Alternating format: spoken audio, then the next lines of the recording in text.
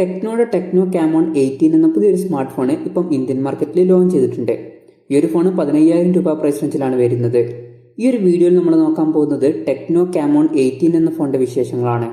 ആദ്യം നമ്മൾ ഡിസ്പ്ലേയുടെ കാര്യം നോക്കുകയാണെന്നുണ്ടെങ്കിൽ ടെക്നോ കാമോൺ 18 6.8 ഇഞ്ചിന്റെ ഫുൾ HD പ്ലസ് ഡിസ്പ്ലേ ആണ് വരുന്നത്.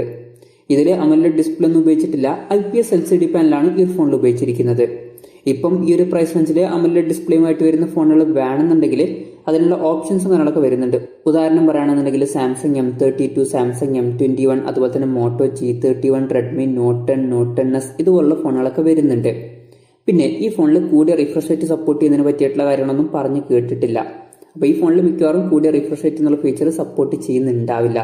60 ഹെർട്സിന്റെ റിഫ്രഷ് റേറ്റുമായിട്ടായിരിക്കും ഈ ഒരു ഫോൺ വരിക. എന്തായാലും അമോലെഡ് ഡിസ്പ്ലേ എന്നുള്ള ഫീച്ചർ ഈ ഒരു ഫോണിൽ കൊടുത്തിട്ടില്ല. അപ്പോൾ കൂടിയ റിഫ്രഷ് റേറ്റ് എന്നുള്ള ഫീച്ചറെങ്കിലും അവർക്ക് കൊടുക്കായിരുന്നു, പ്രത്യേകിച്ച് ഈ ഒരു പ്രൈസ് റേഞ്ചിൽ. പിന്നെ ഈ ഫോണിൽ 120 ഹെർട്സിന്റെ ടച്ച് സാമ്പിളിംഗ് റേറ്റ് ആണ് വരുന്നത്. ഇതിൽ പഞ്ചോൾ ഡിസ്പ്ലേ കൊടുത്തിട്ടുണ്ട്. പഞ്ചോൾ വരുന്നത് ടോപ്പ് സെന്റർ ഭാഗത്തായിട്ടാണ്. ഏകദേശം 90.52% സ്ക്രീൻ ടു ബോഡി റേഷ്യോ ആണ് ഈ ഫോണിൽ വരുന്നത്. ഫോണിന്റെ ഫ്രണ്ടിൽ ഡിനോറക്സ് NAG T2X1 പ്രൊട്ടക്ഷൻ കൊടുത്തിട്ടുണ്ട്. പിന്നെ പീക്ക് ബ്രൈറ്റ്നസ് വരുന്നത് 500 നിറ്റ്സ് ആണ്. ആ ഡിസ്പ്ലേ നമ്മൾ മൊത്തത്തിൽ നോക്കുകയാണെന്നുണ്ടെങ്കിൽ 15,000 രൂപ പ്രൈസ് റേഞ്ചിൽ ഇതിൽ മികച്ചൊരു ഡിസ്പ്ലേ ഫീച്ചേഴ്സ് വരുന്നുണ്ട് എന്നൊന്നും പറയാൻ പറ്റില്ല. ഇതിനേക്കാൾ ബെറ്റർ ആയിട്ടുള്ള ഡിസ്പ്ലേ ഫീച്ചേഴ്സുമായിട്ട് വരുന്ന ഫോണുകളൊക്കെ ഈ ഒരു പ്രൈസ് റേഞ്ചിൽ ഇപ്പം വരുന്നുണ്ട്. പിന്നെ ഫിംഗർ പ്രിന്റ് സെൻസർ ഫോണിന്റെ സൈഡിൽ പവർ ബട്ടണിൽ ഇന്റഗ്രേറ്റ് ചെയ്തിട്ടാണ് വരുന്നത്. ഫോണിന്റെ തിക്നെസ് വരുന്നത് 8.95 mm ആണ്. ഫോണിന്റെ ബാക്കിൽ പ്ലാസ്റ്റിക് ബാക്ക് ബോഡിയാണ് വരുന്നത്. റെക്ടാങ്കുലർ ഡിസൈനിൽ വരുന്ന ക്യാമറ മോഡ്യൂൾ ഈ ഒരു ഫോണിൽ കൊടുത്തിട്ടുണ്ട്. പിന്നെ ഈ ഫോണിന്റെ ഡസ്ക് ഗ്രേ അതുപോലെ തന്നെ ഐറിസ് പർപ്പിൾ എന്നിങ്ങനെ 2 കളർ വേരിയൻസ് ആണ് ഇപ്പൊ ഇന്ത്യയിൽ ലോഞ്ച് ചെയ്തിരിക്കുന്നത്. ഇനി പ്രോസസറിന്റെ കാര്യം പറയുകയാണെങ്കിൽ mediatekന്റെ helio G85 എന്നുള്ള പ്രോസസറുമായിട്ടാണ് ഈ ഒരു ഫോൺ വരുന്നത്. ഇതിൽ 5G സപ്പോർട്ട് ചെയ്യുന്നില്ല, മാക്സിമം 4G സപ്പോർട്ടാണ് വരുന്നത്. 15,000 രൂപ പ്രൈസ് റേഞ്ചിൽ ഇത് ബെസ്റ്റ് ആയിട്ടുള്ള പ്രോസസർ ആണോ എന്ന് വെച്ചാൽ ഒരിക്കലും ബെസ്റ്റ് ആയിട്ടുള്ള പ്രോസസർ ആണെന്ന് പറയാൻ പറ്റില്ല. കാരണം ഈ ഒരു പ്രൈസ് റേഞ്ചിൽ ഇപ്പം ഇതിനേക്കാൾ ബെറ്റർ ആയിട്ടുള്ള പ്രോസസറുമായിട്ട് വരുന്ന ഫോണുകളൊക്കെ വരുന്നുണ്ട്.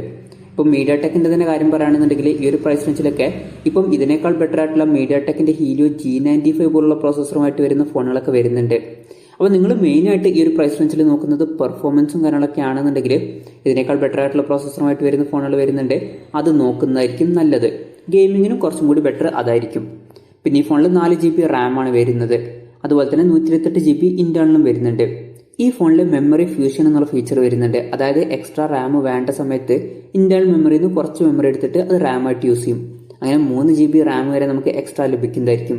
പിന്നെ മെമ്മറി എക്സ്പാൻഡ് ചെയ്യണമെന്നുണ്ടെങ്കിൽ ഈ ഫോണിൽ ഡെഡിക്കേറ്റഡ് മെമ്മറി കാർഡ് സ്ലോട്ട് കൊടുത്തിട്ടുണ്ട്. അതായത് 2 സിം യൂസ് ചെയ്യുമ്പോൾ തന്നെ ഒരു മെമ്മറി കാർഡ് നമുക്ക് സെപ്പറേറ്റ് ആയിട്ട് യൂസ് ചെയ്യാവുന്നതാണ്.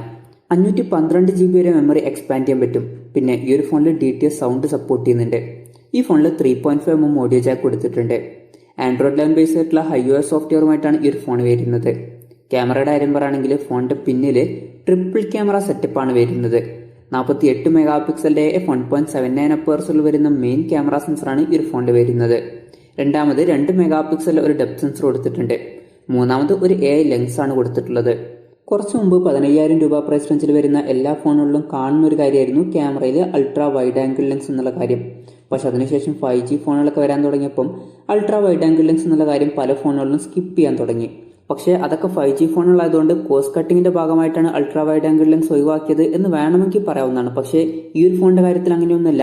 ഇത് 4G ഫോണാണ്. എന്നിട്ട് പോലും ഈ ഒരു പ്രൈസ് റേഞ്ചിൽ മുമ്പ് സാധാരണ കണ്ടിരുന്ന അൾട്രാ വൈഡ് ആംഗിൾ ലെൻസും കാര്യങ്ങളൊന്നും ഈ ഒരു പ്രൈസ് റേഞ്ചിൽ അവർ കൊടുത്തിട്ടില്ല. പിന്നെ സെൽഫി ക്യാമറയുടെ കാര്യം പറയുകയാണെങ്കിൽ ഫ്രണ്ടിൽ 48 മെഗാപിക്സൽ സെൽഫി ക്യാമറ ഈ ഒരു ഫോണിൽ കൊടുത്തിട്ടുണ്ട്.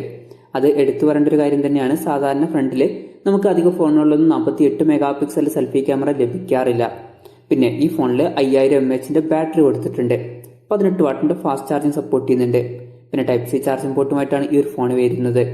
വിലയുടെ കാര്യം പറയുകയാണെങ്കിൽ ഈ ഫോണിന്റെ ഇന്ത്യയിലെ വില വരുന്നത് 14,999 രൂപയാണ്. ഡിസംബർ 27 മുതലാണ് ഈ ഫോണിന്റെ സെയിൽ സ്റ്റാർട്ട് ചെയ്യുന്നത്. പിന്നെ ഈ ഒരു ഫോൺ ഇപ്പം മേടിക്കുമ്പം ബഡ്സ് 2 TWSും ഫ്രീ ആയിട്ട് ലഭിക്കുമെന്നുള്ള കാര്യം കമ്പനി പറഞ്ഞിട്ടുണ്ട്. ഓവറോൾ നോക്കുകയാണെന്നുണ്ടെങ്കിൽ എൻ്റെ ഒരു അഭിപ്രായത്തിൽ 15,000 രൂപ പ്രൈസ് റേഞ്ചിൽ അത്രയും മികച്ച ഫീച്ചേഴ്സും കാര്യങ്ങളൊന്നും ടെക്നോ കാമോൺ 18 എന്ന ഫോണിൽ വരുന്നില്ല. ഇപ്പം ഈ ഒരു പ്രൈസ് റേഞ്ചിൽ ഇതിനേക്കാൾ ബെറ്റർ ആയിട്ടുള്ള ഫോണുകളൊക്കെ വേറെ വരുന്നുണ്ട്. എന്തായാലും ഈ ഒരു ഫോണിനെ പറ്റിയിട്ടുള്ള നിങ്ങളുടെ അഭിപ്രായം ജസ്റ്റ് ഒന്ന് കമന്റ് ചെയ്യുക.